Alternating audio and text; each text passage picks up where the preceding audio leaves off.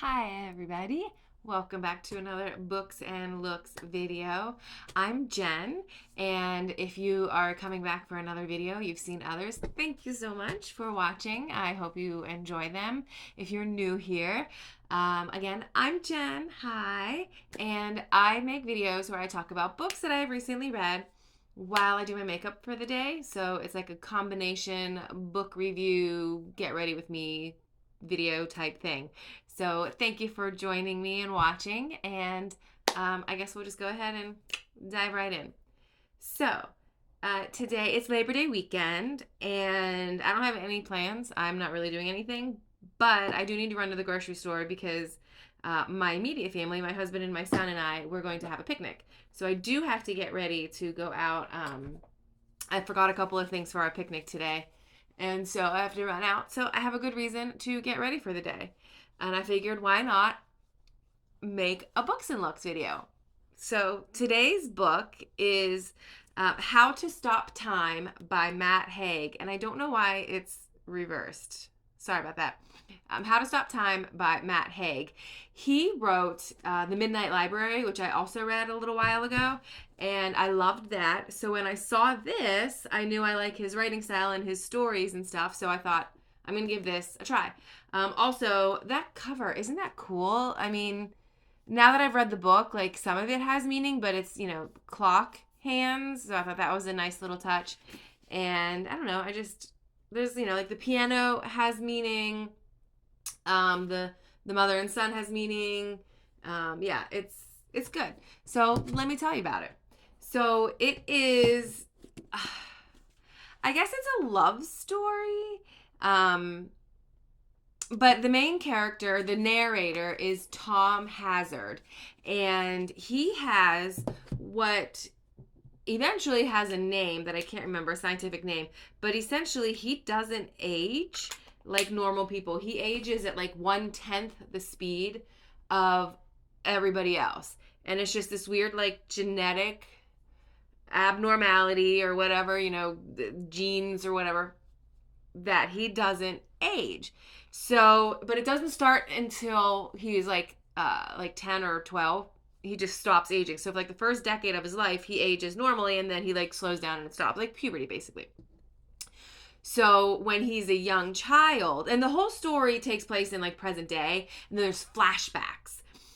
There's flashbacks that tell you his life story and tell you about his family and tell you about everything that has happened to him over the centuries. He was born in the 1500s, like early 1500s. I don't remember exactly when he was born. It does tell you, but he was born in the 1500s. And he oh, that's not the one I want. I want this one.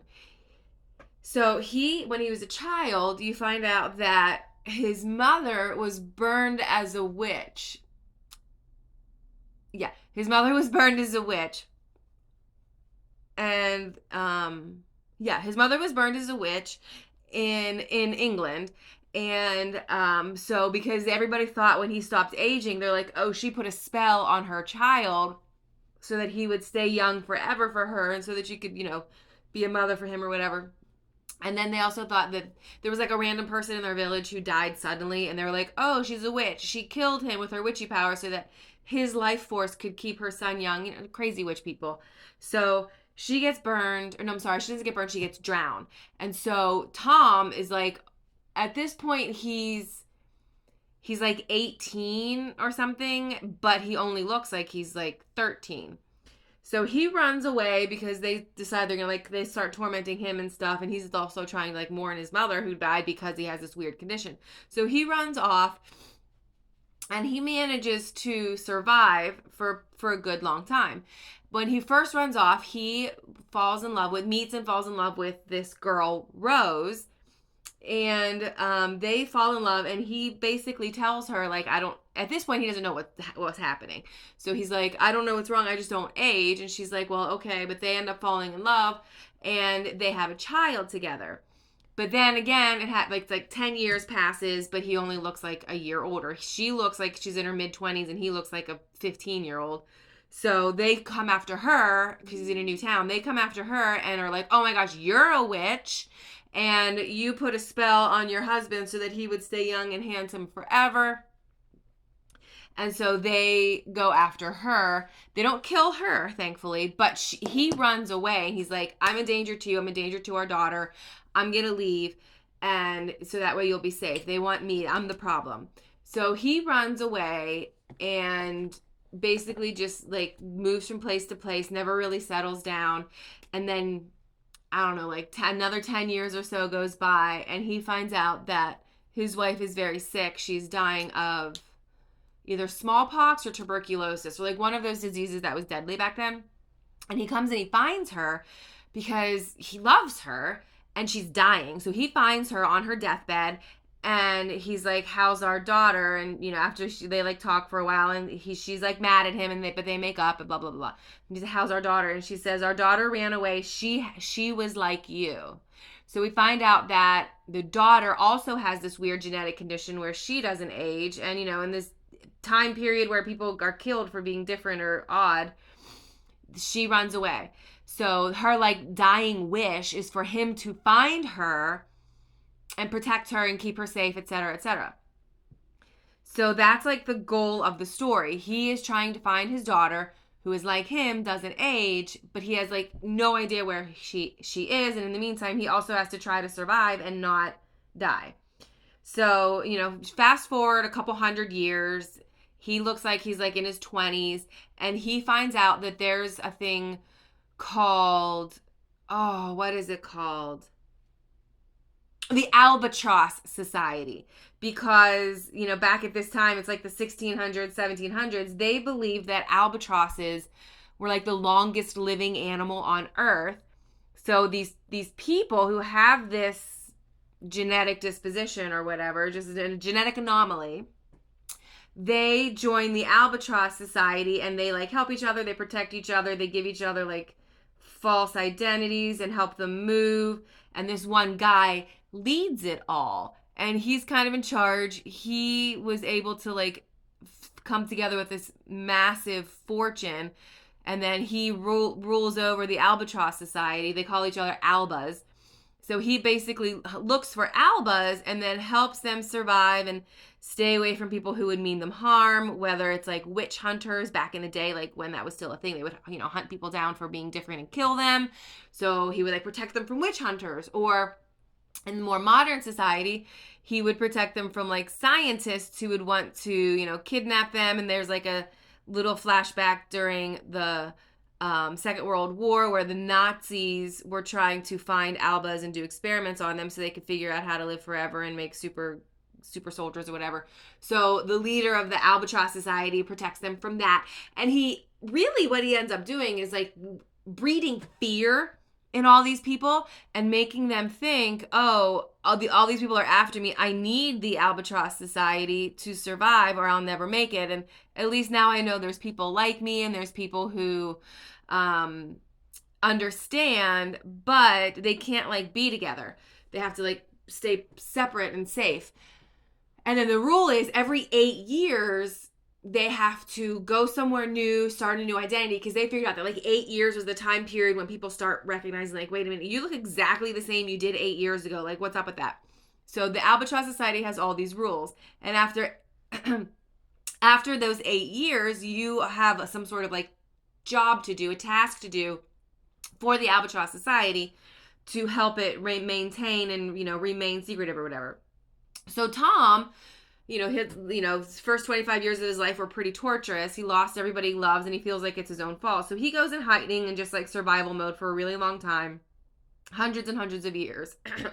And then we switch to modern day society, and it's his 8 years are up, and he has a task to go to, I want to say Tibet, and find this Alba and get her to join the society. He does.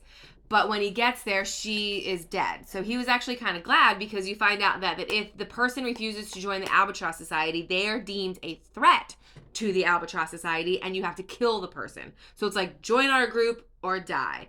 And he didn't want to have to like kill this person.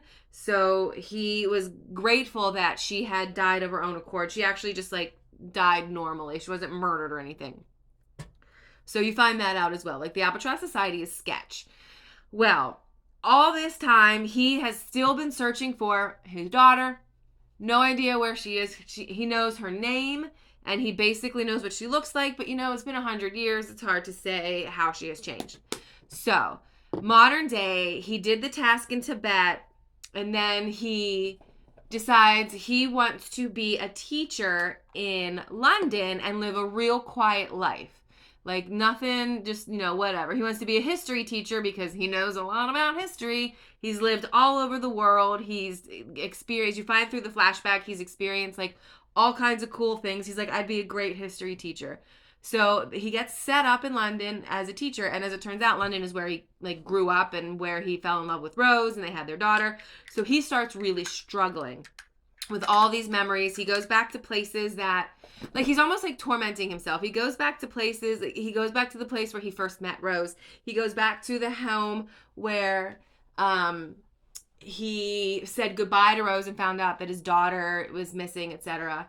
Then he, what do I want to do with my eyes? I'll just do a basic eye look because, like I said, I don't have much going on today. So anyway, he gets all these memories and he's actually having a really rough time. And he keeps slipping up at work. Like he worked for Shakespeare for a while. He played a lot of musical instruments because he had a lot of time on his hands. So he was a musician in the Globe Theater and he was employed by Shakespeare. So when he was like teaching about Shakespeare, he accidentally slips up a couple of times and was like, oh yeah, he was like a really nice guy. His paintings look nothing like him. And the kids are like, what? And he's like, I don't know, I'm just being silly. I meant like the way I imagined him, he was a really nice guy. Do you believe me? So he like slips up a couple of times. And then there's also another new teacher in the school who teaches French, or she's only been there a couple of years. And they kind of hit it off and start hanging out. And even though he's like, the one rule is like, you don't get close to anybody, don't fall in love because, you're going to outlive them and you can't tell them your secret, blah, blah, blah. But they start hanging out. They have like lunch together and they go out for coffee together and they bump into each other in the dog park because he has a dog. And they end up falling in love. And then in the meantime, the boss of the Albatross Society pops up every now and then and checks in on him and says, hey, listen, I have an important job for you to do. I know your 8 years isn't up, but this one you really want to do, because he had a friend way back in the day. Like he was on Captain Cook's ships too, the pirate. He was actually involved with that. And another Alba who happened to be there at the same time, he met back then when he was on Captain Cook's crew. And so he met this guy named Oma.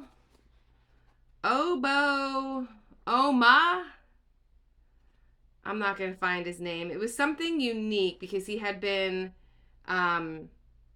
he also has been alive. Omai. O-M-A-I. I was close. He was also an Alba and they like knew each other centuries ago.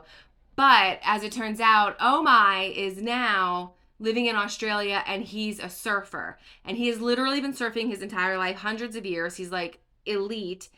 And he joins a surfing competition and wins. And since it's present day, it's like on the news and there's videos of him surfing on the internet and all this stuff. And so the Albatross Society is like, he's an Alba and now he's famous. So Tom is tasked with going to him since he knew him, hundreds of years ago on Captain Cook's boat. He's tasked with going and finding Omai and saying like, listen, you're making all of us Albas unsafe because people are seeing you and they're going to recognize that you haven't aged, blah, blah, blah. Like you need to join the Albatross Society. You need to change your identity. You need to move away and live a quiet life. Like, come on, you're putting us all in danger. Omai refuses. He's like, no, I don't. No, I'm living my life. I have survived successfully for like 600, 700 years. Like, I'm not doing that. Like, I'm good. And then you come to find out that Omai has a daughter who's like 80 years old and like a little old lady. She doesn't have the genetic mutation. She actually aged. He's like, I'm not leaving. Like, my daughter is here. She knows who I am, blah, blah, blah. I'm not doing this. Like, don't ask me to. Don't ask me to do this. But Tom knows that, like, if he refuses to join the Albatross Society, he's putting everybody at risk. He has to be killed. He refuses. He's like, I'm just going to let him go. Like, he's right. And this whole time, he's also been, like, questioning the Albatross Society, and he's feeling squicky about it and unsure. And he keeps asking the leader, again, whose name I forget, like, hey, have you found my daughter? He's like, we're still looking. I feel like we have some good leads. I'm sure we're going to find her soon. Blah, blah, blah. And he just doesn't trust him. Like, over the last, I don't know, century or so, he hasn't trusted him. So now when Omai's like, no, I'm not doing that. I don't need somebody to tell me what's safe and what's not safe. I've survived all this time. I'm happy. I'm staying here. I'm living my life. I'm going to be a surfer. Leave me alone. So Tom, who knows he's supposed to kill him, is like, yeah, I'm not doing that. So he just walks away. But as he's walking away and saying, like, fine, I'm not going to do what I'm expected to do here. I'm just going to let you go because that's the right thing to do. This woman shows up, like, he's literally walking away from Omai while Omai's, like, going on to live his life. This woman shows up with a gun and was like, listen, you know the rules of the Albatross Society. You are not doing what you're expected to do. Like, you're putting us all at risk. But it's this woman that he's never met before. Like, he's met a couple of other Albas, but he's never met this woman before. And then, but he looks at her and he realizes it's his daughter. Did you see that coming? Probably. I saw, like, I was expecting, like, okay, the daughter, the Albatross Society knew the daughter what. I feel like they were lying to him, like, oh, we're looking. I felt like they knew where she was, and they, for whatever reason, were keeping them apart. Well, now we find out she has been in the Albatross Society for years, and they were keeping her from him because they were using it as a manipulation tool to get him to do what they wanted. And in the meantime, they were poisoning her mind. You come to find this out because, let me back up a little bit. It's his daughter. She has a gun, and she's like, you were supposed to get him to join the society or kill him, and you were unsuccessful. Now you're going to have to die. And he's like, you're my daughter, aren't you? What's her name? I'm going to look it up. Give me a second. She is, what's her name? And she was really smart and really, like, skilled in a lot of ways. She learned very quickly. She played a lot of... Did y'all see that light flicker? That was weird. She plays a lot of music. She is very, very talented in a lot of different ways. And, okay, I need to find the daughter's name. This is... Sorry. That's not good. That just happened a second time. Anyway, I'm not going to find it. So, okay. He's like, you're my daughter. And she's like, yeah, thanks for knowing. Thanks for recognizing me. Because he ends up talking her out of killing him. And he's like, we need to just go somewhere and talk quietly. And because it's like, father-daughter, she's like, fine. But, I'm just going to give you this 1 hour or whatever. And so they go and they talk, and when they find out that she's been involved with the Albatross Society for centuries as well, and the leader has been poisoning her mind and telling her that her father knows about her and abandoned her on purpose and doesn't care to have anything to do with her. And he's just like, whatever, I don't care. And so she's like all hurt, and she believed the guy and was like, oh, I can't believe you abandoned me. And I was just trying to survive. And all I ever wanted was to have my family back. And you did this to me. Like, you're my father. We should have been together. And Tom explains to her that is 100% false. The Albatross Society, I've come to figure out, is evil. And all of these things that Simon has been telling us it's not true. Like, there aren't people after us. Like, people have been surviving just fine forever. Like, let's think about this. And so they come together and they, like, hug and they're happily ever after. Like, they realize that Simon has been manipulating them and lying to them the whole time. So then they decide to go to Omai's house and say, like, hey, we're out of the Albatross Society. We just want to live our lives too, blah, blah, blah. Well, they go to, oh, no. The daughter is like, okay, we need to break away from this. However, Simon is here in Australia, and he knows that you didn't get to Omai, nor did you kill him. So he is at Omai's house right now, doing away with him. So they hurry up and they go to Omai's house because they want to save him and, like, you know, live happily ever after or whatever. But when they get there, the house is on fire. Omai he survived. He was just walking out of the front door with his elderly daughter in his arms, and they see Simon, like, trying to kill him, trying to get rid of him. The fire obviously didn't kill him. So they get Simon, they, like, go after him, they start chasing him, and they're like, you're an evil person, blah, blah, blah, blah. Remember, the daughter still has a gun at this point. So they go after him, and he's like, wait, you can't do this. Like, you need me. I'm the only thing keeping all of these evil people from coming after you. And, I'm the one who has all the money, and I'm the one who has all the connections to give you new identification and new names and new papers. Like, you need me. And they were all like, no, we don't. Omai's like, we've all survived, like, hundreds of years before you, and we'll survive without you. So they shoot him, and he, like, falls off the cliff and dies. And he actually does die. So, like, the Albas, they're not, like, immune to death. They just age slowly. So, like, they can die by if they get, they also don't get sick. Like, whatever diseases or anything, like, their body just gets rid of it. Like, even cancer, like, they're not going to get cancer. Nothing's going to happen. They don't get sick. But they can be shot. They can be run over by a car. They can fall and break their neck. Like, they're not immune to that stuff. So when he falls off the cliff, he's dead. Well, that's basically the end of the story, except remember the French teacher that he had been working with in the London school that he fell in love with.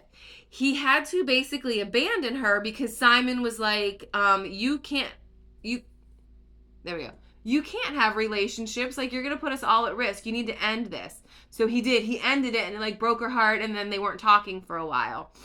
And also there was this other really cool part that makes her, like, super important. So one of the flashbacks is that Tom in the 1920s lived in America, in New York City, and he knew F. Scott Fitzgerald. He, like, partied with F. Scott Fitzgerald, but not, like, he worked at a bar, and he played the piano for this bar where F. Scott Fitzgerald and, like, Hemingway and stuff used to hang out. So he knew them, like, they were, like, acquaintances. And it just so happened that when he was working there, somebody took a photograph of him. It was, like, one of the very first photographs ever. And it was on display at this hotel. Like the bar was in a hotel. And so it was, like, one of the first photographs ever taken. And it was of, like, the piano player at this bar in this hotel. So the hotel had a picture of him hanging up on their wall of him playing the piano, like, you know, circa 1927. It was, like, during Prohibition and whatnot. It was, like, speakeasy, like, 1927. Employed by blah, blah hotel, et cetera, et cetera. And so the French teacher, whose name I think was Veronica or Victoria, I think Veronica, she worked there before she was a French teacher. She worked at that hotel. And so she knew this photograph and she recognized him. So when she was working with him and kind of falling in love with him, she kept saying, like, I know you. How do I know you? But she couldn't place it. And then suddenly she remembered, and she's like, oh my gosh, that's how I know you. And that's when Simon's like, oh my God, or that's when Tom was like, oh my gosh, Simon was right the whole time. I'm putting us at risk. I need to stop seeing her. And then she got all mad because he broke up with her. And she was real suspicious because, like, I know it's you. It looks exactly like you. It has the same scar on his arm as you. Like, how did this happen? But he couldn't say anything, so he just basically, you know, ignores her and runs away. But luckily that happened, like, moments before he got sent to Australia, so he didn't have to, like, explain himself. But when the whole Australia thing was over, Simon was dead. He found his daughter. Omai is, like, living happily ever after, his best surfer life self. He goes back to London and basically makes up with her and says, I think we should make this work. I'm going to tell you the truth. And he tells her the whole truth. Like, I have this weird genetic anomaly, blah, blah, blah. Hold on. I'll be right back. I need to go get some lipstick. And I'm back. So he confesses everything to her and was like, yes, that was me in the photograph, blah, blah, blah. And so they hit it off. They decide to be together. And, oh, geez, Louise. Well, all right. I guess we'll take that down.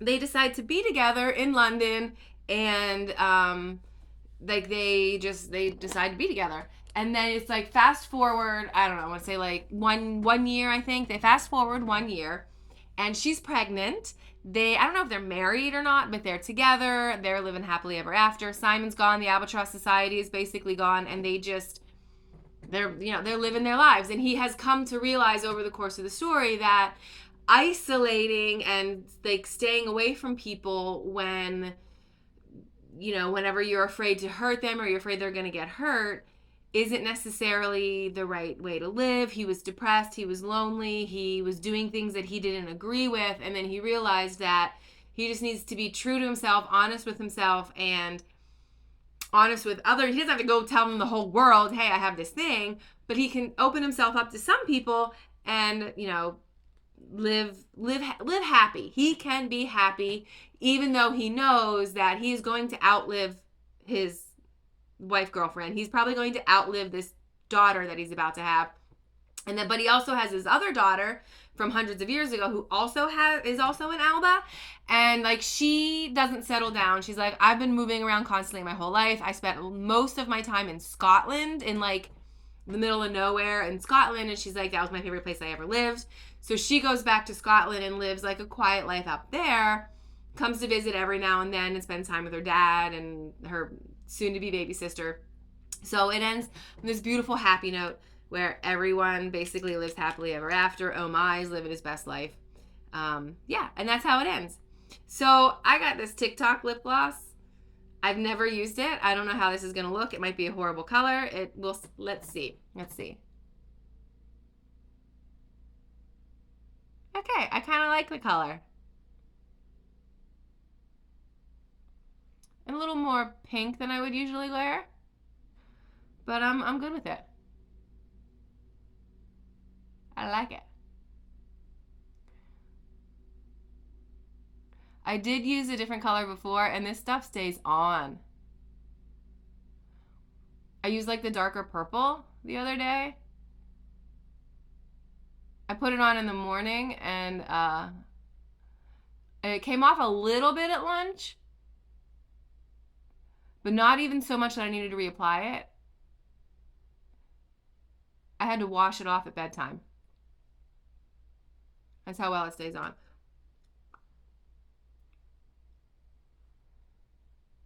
Not bad. Kind of like it. Oh, it looks way brighter on the camera than it does in real life, but I like it. So that's the end of the story. I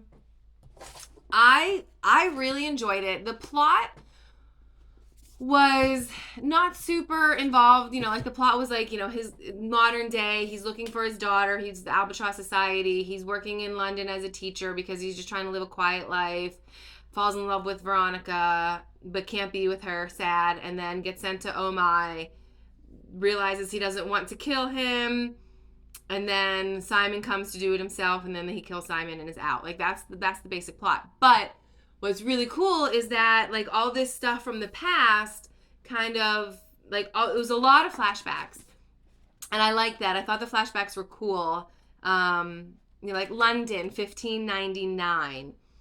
And then, like, London today. And then Paris, 1929. Oh, he wasn't in New York City. He was in Paris, which makes sense with the French teacher working there. He was in Paris when he was working as a piano player, and he met Fitzgerald, which Fitzgerald also lived in Paris, so that tracks.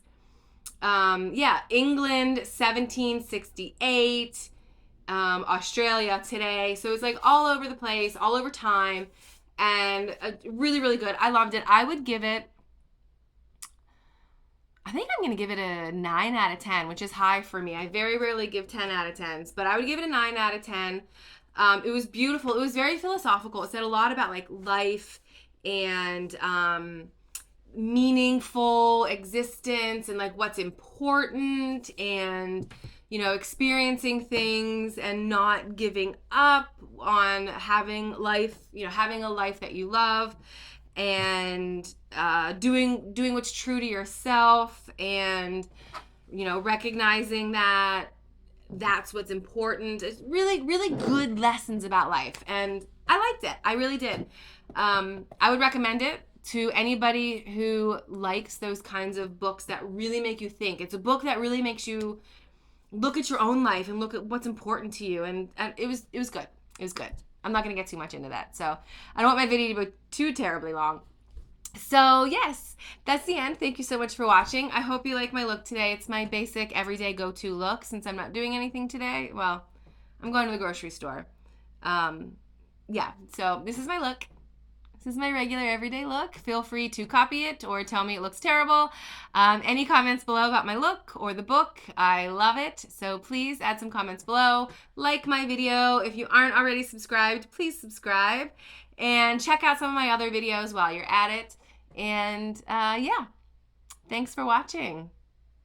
Have a fabulous everything. Have a fabulous Labor Day, weekend, week, month, year, everything. And as always, stay beautiful, inside and out. Bye.